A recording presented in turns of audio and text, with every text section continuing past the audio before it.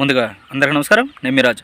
ఆంధ్రప్రదేశ్కు సంబంధించి నిమ్మల రామానాయుడు గారు ఆయన వెస్ట్ గోదావరి నుంచి ఒక మంత్రిగా ఎన్నికవడం అయితే జరిగింది. దీనికి సంబంధించి వెస్ట్ గోదావరిలో గత కొన్ని రోజులుగా కురుస్తున్నటువంటి అకాల వర్షాల కారణంగా ఆ గోదావరి పరిసర ప్రాంతాల్లో లోతట్టు ప్రాంతాలు ఏవైతే ఉన్నాయో వాటికి సంబంధించి ముంపుకు గురైనాయి.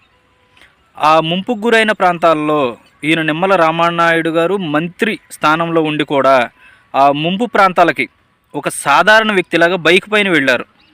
బైక్ పైన వెళ్ళి అక్కడ ఉన్నటువంటి మనుషులతో పాటుగా 100 బర్రెల్ని, అంటే సుమారుగా నోరు లేని మూగజీవాలని 100 మూగజీవాలను కూడా రక్షించే పరిస్థితుల్లో ఆయన అక్కడ వెళ్ళడం అయితే జరిగింది. దానికి సంబంధించి కలెక్టర్ని ఆదేశించి అక్కడ 3 బోట్లు కూడా ఏర్పాటు చేసి ఆ బోట్లకు సంబంధించి మనుషుల్ని తరలించడానికి, ప్లస్ ఆ బోటుల వెనక ఆ బర్రెలు ఏవైతే ఉన్నాయో వాటి కట్టిని ఆ వరదల ముంపు నుంచి వాటిని కాపాడే విధంగా చర్యలు తీసుకోవడానికైతే ఈయన నిమ్మల రామానాయుడు గారు వెళ్ళడం అయితే జరిగింది. అదే ఆంధ్రప్రదేశ్లో ఇంతకుముందు చాలాసార్లు వరదలు వచ్చినాయి. కానీ ఆ వరదలకి ఏ మంత్రులు కూడా లేకపోతే ఏ ఎమ్మెల్యేలు కూడా ప్రజల దగ్గరికి ఈ విధంగా వెళ్ళిన దాఖలాలు అయితే లేవు.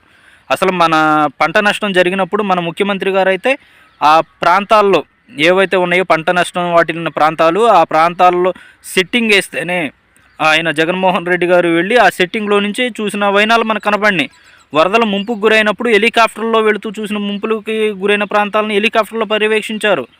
కానీ ఇప్పుడు ప్రభుత్వం మారింది. ప్రజల తరపు నుండి ప్రజల కోసం పాటుపడేటువంటి ప్రభుత్వం అధికారంలోకి రావడంతో సాక్షాత్తు మంత్రులు కూడా ఒక సాధారణ వ్యక్తిలాగా మనుషుల దగ్గరికి వెళ్ళి వాళ్ళకి అవసరాలు ఏంటో తెలుసుకునే పరిస్థితుల్లోకి ప్రభుత్వం అనేది వచ్చింది. ప్రభుత్వ అధికారులు నిబద్ధతతో పనిచేస్తున్నారు అని చెప్పి మనకు తెలుస్తూ ఉంది.